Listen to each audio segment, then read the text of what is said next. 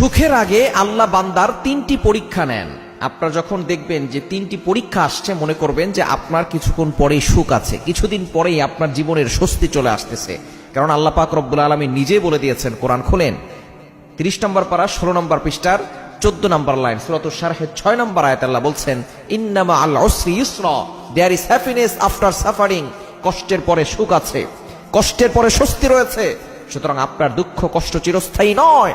আকাশে মেঘ সব সময় থাকে না, আপনার কষ্টও থাকবে না। সুতরাং এই তিনটি পরীক্ষা আল্লাহ পাক রব্বুল আলামিন যখন নিবেন, মনে করবেন তারপরে আপনার সুখ আছে।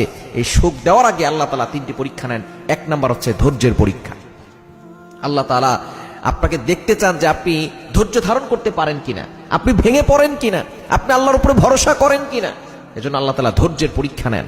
এজন্য আল্লাহ পাক রব্বুল আলামিন নিজে বলে দিয়েছেন, তোমরা ধৈর্য ধারণ করো, ইন্নাল্লাহা মাআস সাবিরিন, নিশ্চয়ই ধৈর্যশীলদের সাথে আল্লাহ আছেন। সুতরাং 1 নম্বর হচ্ছে ধৈর্যের পরীক্ষা নেন।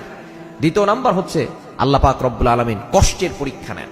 আপনাকে আল্লাহ তাআলা বিভিন্ন ভাবে কষ্ট দিবেন। এই কষ্টে পড়লে আপনি হতাশ হয়ে যাবেন না। আল্লাহ তাআলা দেখতে চান যে বান্দা কষ্টে পড়লে আমি আল্লাহকে ভুলে যাই কিনা, আমি আল্লাহকে স্মরণ করে কিনা। এজন্য কষ্টে পড়লে আপনি যখন বিপদে পড়বেন তখন আপনি ভুলে যাবেন না আল্লাহকে, আপনি আল্লাহর কথা স্মরণ করবেন বেশি বেশি।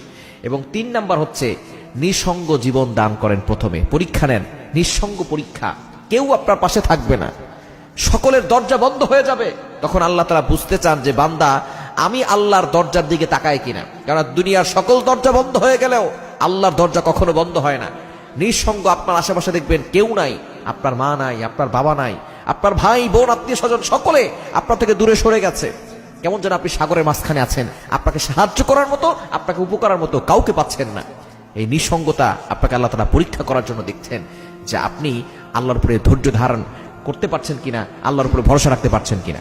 এই 3টি পরীক্ষা আল্লাহ তাআলা সুখের আগে দেন, পরীক্ষা নেন, এরপর আল্লাহ তাআলা সুখের ব্যবস্থা করেন।